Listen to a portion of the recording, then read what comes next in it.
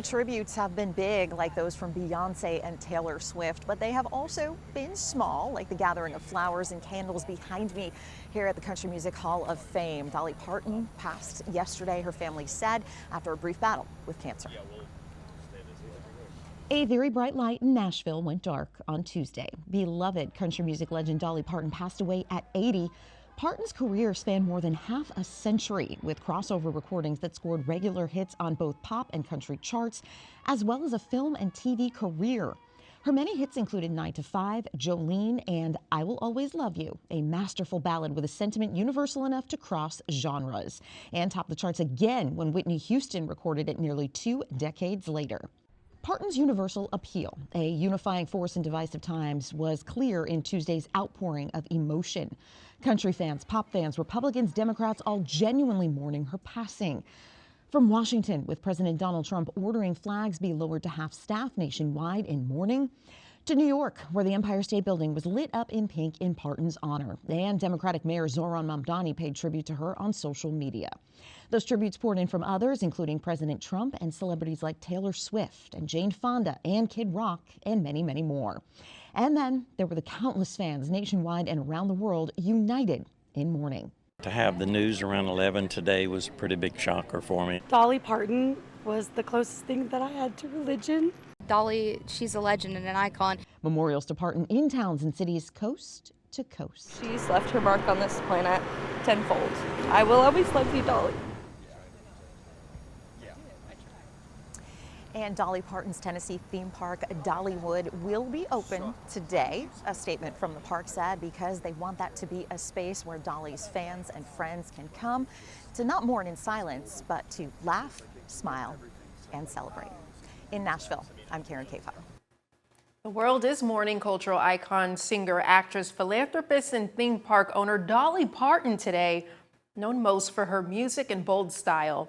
She ranks among the most successful country recording artists of all time, with nearly 50 albums and more than 25 #1 hits.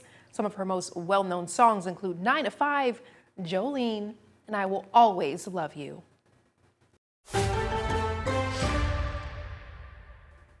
Yes, the world is mourning a global icon, and she definitely had an impact here locally in the Tennessee Valley. But I would say out of the list of songs, and maybe you have another in mind, what is your favorite Dolly Parton song? Jolene is a fantastic one, of course. Jolene, by the way, if you're listening, you are not welcome at the funeral.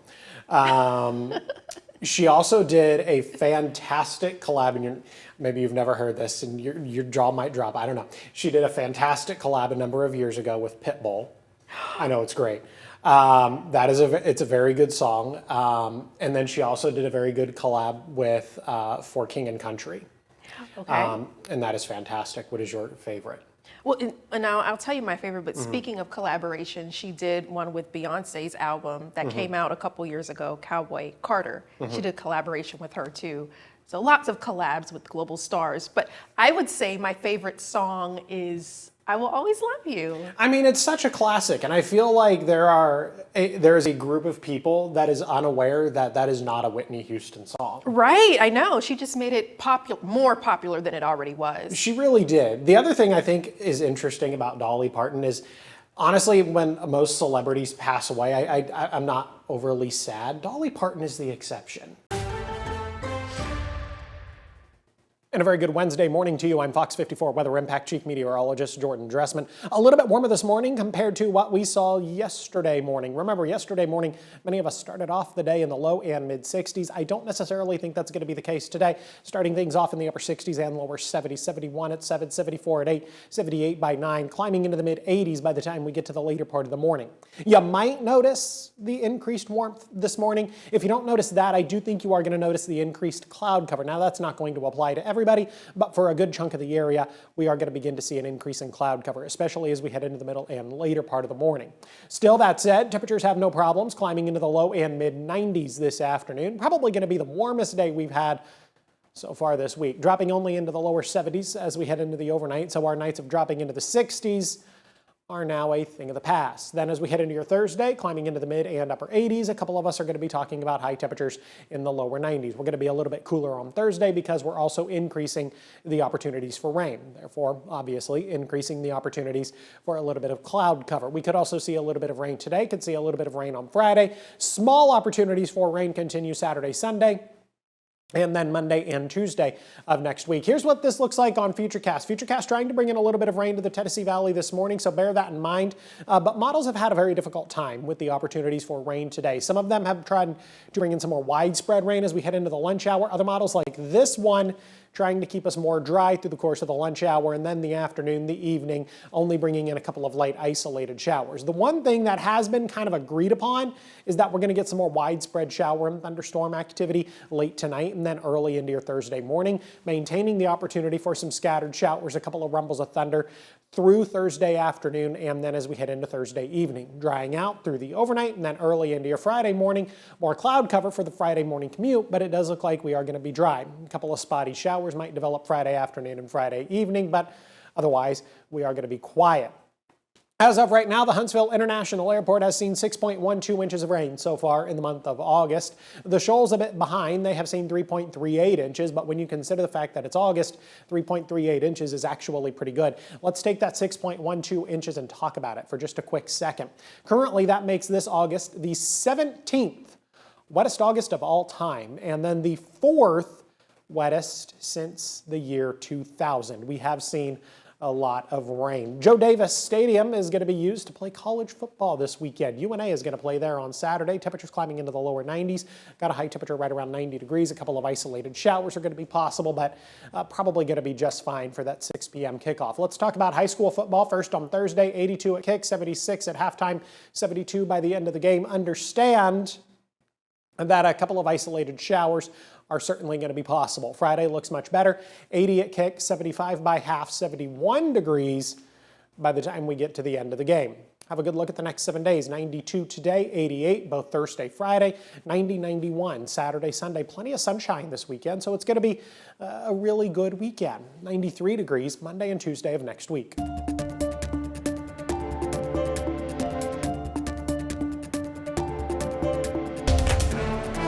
Huntsville voters made their picks today in several local races, including a three-way contest for the District 4 City Council seat. And the results are in. Bill Kling won his race handily with more than 65% of votes. Will Pilot was a distant second with 25%, and Nick Freevold finished with just under 10% of the votes. Well, Fox 54's Valentina Chalala, Kling has won his 10th term. What did you hear from voters about why they want to keep him in office? Yeah, that's right, Kanisha. After months of campaigning in a three-way race, Bill Kling has done it again. He'll be returning to the Huntsville City Council for another term representing District 4. Those in District 4 may recognize Kling from seeing him strolling along the sidewalks, looking for potholes, street repairs, and other issues. And for some voters today, that hands-on approach is exactly what led them back to the polls for him. While the candidates spent months making their case to voters, the voting process itself was quick. Many people we spoke with said they were in and out in about 10 minutes. It's just no effort, and it's such a pleasure to have such a good place to vote with such good people. And voters told us they appreciated having a choice, saying a contested race gave them the opportunity to hear different ideas before making their decision. The fact that we have a race, which is, I think it's just so wonderful to have a choice and that people will put themselves forth and give us their ideas. We spoke with voters who supported each of the candidates, but Kling's experience and connection to the district were important factors for some who voted to keep him in office. Bill Kling's my man, so I had to vote for him. He helped get my street repaved and all that stuff. Kling has spent the campaign focusing on his connection to District 4, and he says that commitment to the neighborhoods is what drove him to seek another term. Now that he's won another term, Kling says his attention will turn to issues facing residents across the district. Kling says he plans to continue holding monthly town hall meetings so that anyone living in his district has the regular opportunity to share their concerns with him. Live in Huntsville, I'm Valentina Chalala, Fox 54 News. Thank you, Valentina. District 4 wasn't the only seat up for grabs. District 2 City Council member David Little also faced a challenger, Thomas Kazez, but Little held up, claiming more than 65% of the vote. This will be Little's second term on the council. Then we go to District 3. Incumbent Jenny Robinson faced two challengers, and it looks like it's going to be a runoff. Robinson in the lead with close to 48% of the vote, but Liliana Painter not too far behind with more than 30% of the vote. And then John Stewart, he trails behind with a little more than 20% of the vote. Several seats on the school board also up for grabs. Holly McCarty claimed the District 2 seat with more than 68% of votes, beating Matt Woolsey. Peyton Redfern won the race for District 3 with more than 60% of votes, beating out Robert Coach P. Person. And remember, Ryan Renaud ran unopposed for District 4, and he won that seat. That was declared back on July 9th.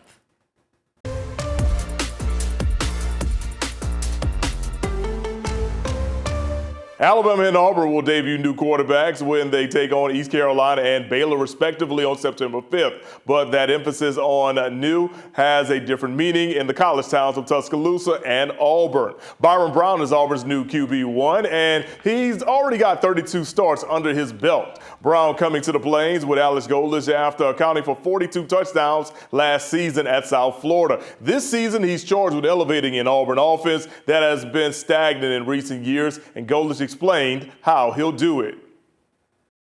He is the prime example of what it looks like to prepare. And I think that's why he's so hard on himself too, because if it doesn't go his way, he goes right back to, man, like, where did I jack up my process? That's what I think, that's how you know the maturity level's there, because it's never something didn't go well, it's his fault. It's his fault. It's always, man, somewhere in my process I skipped a step. How do I go back and reevaluate my process?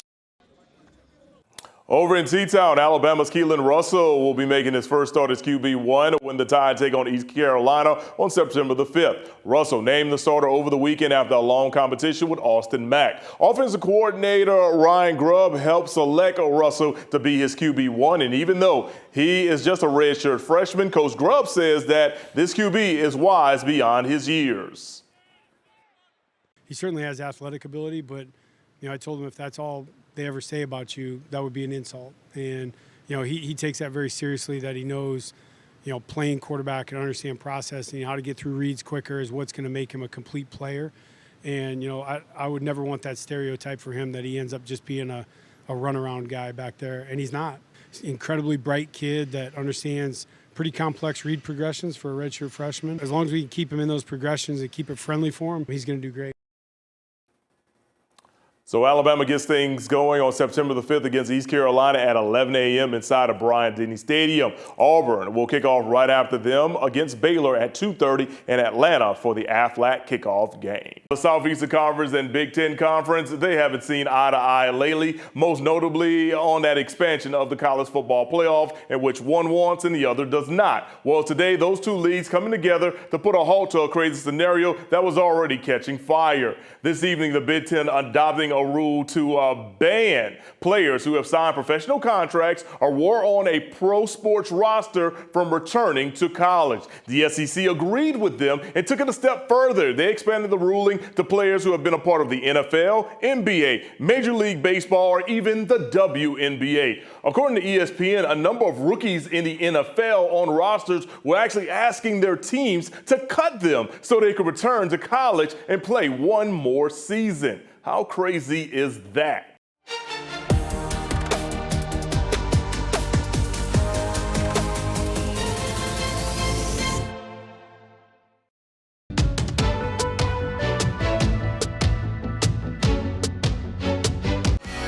Maybe it's not a total coincidence that you and Matthew are always scrapping like brothers.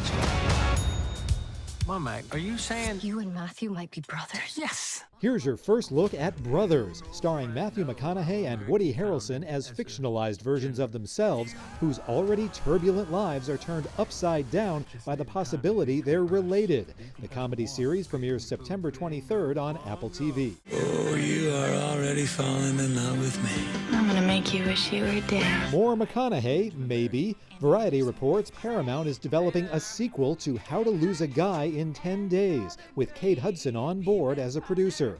The idea is to have Hudson and McConaughey reprise their roles from the 2003 original. We'll see whether he thinks that's all right, all right, all right. Jeez, what kind of spells you put on her?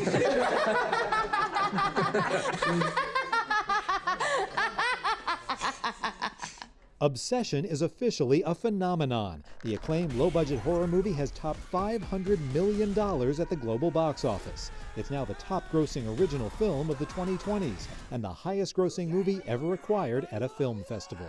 In Hollywood, I'm David Daniel. Fox 54 Plus has your news, sports, and weather. Start your evening with Fox 54 at 5:30, delivering the latest headlines and live reports straight from the scene. Then, stay informed with Fox 54 News at 9, featuring your Tennessee Valley certified most accurate weather impact team, tracking everything from tornado threats to traffic delays during severe weather. Fox 54 Sports Extra brings you more of what sports fans crave, with deeper insights, expert analysis, and all the action that matters most. On Fox 54 Plus, you'll also find Alabama politics, plus 24/7 weather radar and real-time forecasts to keep you ahead of the storm. Looking for a quick recap? Don't miss Fox 54 Week in Review, highlighting the biggest stories of the week.